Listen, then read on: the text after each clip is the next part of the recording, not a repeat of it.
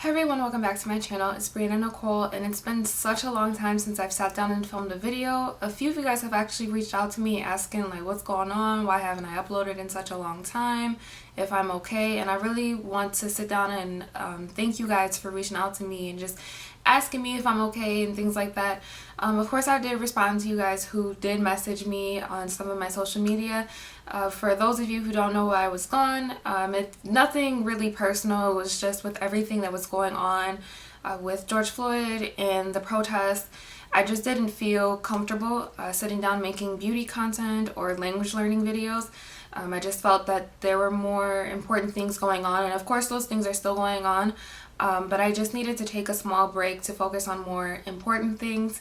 And then eventually I wanted to sit down and film, but I got super caught up with work and class that I just, by the time I was done with everything, I didn't feel like sitting down and filming a video. But hopefully I'm back this time and like back for good. I'm very sorry that I've been gone for like literally 2 or 3 months. I did not intend for my break to be that long. But nonetheless, I'm gonna pick up right where I left off. So one of my subscribers did reach out to me and asked me to film a video before any of this happened about how to gain confidence when speaking a foreign language. So I'm going to discuss that with you guys because I know that's something that a lot of people tend to struggle with. I know that it's something that I struggled with for a long time, and I'm just here to give you guys some tips and tricks to make that part of the process a little easier for you guys.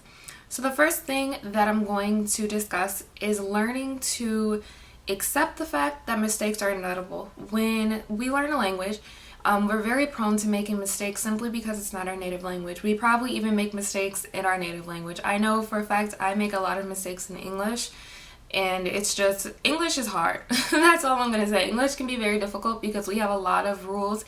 I mean like grammatical rules. But we also have a lot of exceptions, and even for native speakers, English can be very difficult, and we most of the time do not speak grammatically correct. So it's just inevitable when we're learning a new language or a language that's not our native language. It's just going to happen. We're going to make mistakes. It's important to realize that we will learn and grow from those mistakes, and it's the only way to learn is to make mistakes.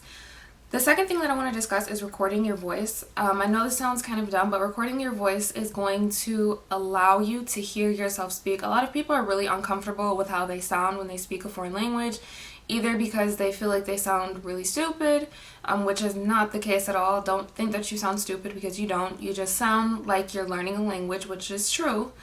But a lot of people feel that they sound, stupid, or, they don't like the way that they speak for whatever reason. But the more that you record your voice and listen to yourself, the more comfortable you'll get with speaking the foreign language with other people or just practicing in your room by yourself. Another thing that recording your voice allows you to do is to actually go back, play the recording, and maybe correct some mistakes that you realize that you made when speaking. So it's all a learning process, and you can learn a language through a multitude of ways, and recording your voice is one of the ways that can help you to achieve your language learning goals. The third thing that I'm going to mention is reading out loud. I know a lot of people don't like to read. I say this in all of my videos that have to do with reading every time I bring it up, and if you can see my dog in the back, she's trying to find her spot. Okay, so I know a lot of people don't like to read. I don't like to read either, and I say this in like almost all of my videos, like I said, that have to do with reading. But it's really important to read, and I've already discussed why it's so important to read when learning a foreign language and how it can help you master your language learning goals. But the important thing is that you should read out loud. This will allow you to kind of get the natural flow of language. When you're reading something, it's already grammatically correct. It's already written there for you. All you have to do is just simply read what you see, and that's going to help you practice your pronunciation. A lot of people also do not like to talk because they feel that they pronounce things incorrectly. Reading out loud will give you the practice that you need to help pronounce words correctly. If you come across a word that you don't know, you can always look it up, and you can listen to how the word is said, and then every time you come across it and you're reading again, you'll know how to pronounce it the correct way. My favorite my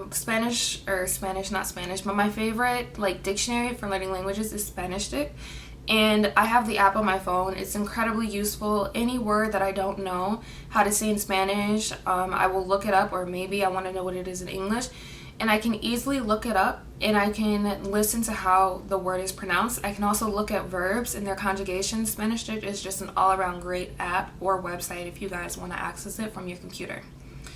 The fourth thing that I'm going to mention is speaking with natives.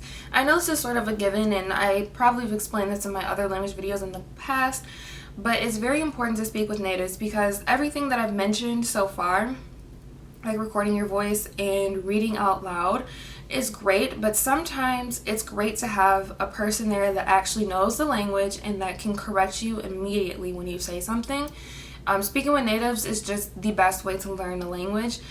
Because they know how the language is spoken, they know how the language is not only spoken, like academically or standard, but like they know how it's spoken, with friends or close family or, street slang or like whatever. So they can help you with that, and that's something that not every person who has learned the language and has mastered it to be able to speak it fluently can tell you about, because of course there's different dialects, there's different slang depending on the region or the country. So speaking with natives is just an all-around great thing to do. It's a win-win situation. You can't go wrong with speaking with a native. Don't be afraid to make mistakes with natives because, like I said, they understand that you're learning a language and they understand that you're in the process of trying to gain fluency, so they're not going to laugh at you or make fun of you because you make a mistake. More than likely, they're going to commend you for wanting to learn their native language, because it's amazing when someone sits down and takes the time to learn your native language and wants to actually learn about your culture and things like that. So don't get caught up on how you sound and the mistakes you make and, being nervous around talking with native speakers. Talk your head off with them, because that's, the way that you're going to learn the most. And then the last thing that I'm going to talk about is really a personal thing for you guys, and that's just being realistic with your goals and the time periods that you give yourself to attain those goals, or like time constraints. I want to specifically talk about time constraints really quickly. I do not like time constraints because they can be incredibly discouraging. Language learning is a process, and there's no definite answer as to when you're going to have a language learning breakthrough. Especially when you're just beginning to learn a language, I wouldn't recommend saying, oh, I started this language and I hope to be fluent in 3 months. Why 3 months? You know what I'm saying? Just make smaller goals for yourself, and that's when it's time to be realistic with your goals. If you're just now starting a language, let's say Japanese. Japanese can be a pretty difficult language, and it can be very different from, English or whatever your native language is. Giving yourself 3 months to fluently learn Japanese from zero is a very, very, very complicated thing to do. I'm not saying it's impossible, but it's very difficult, and you're going to have to dedicate a lot of your time to just learning Japanese in order to be able to achieve that goal in 3 months or whatever your time constraint is.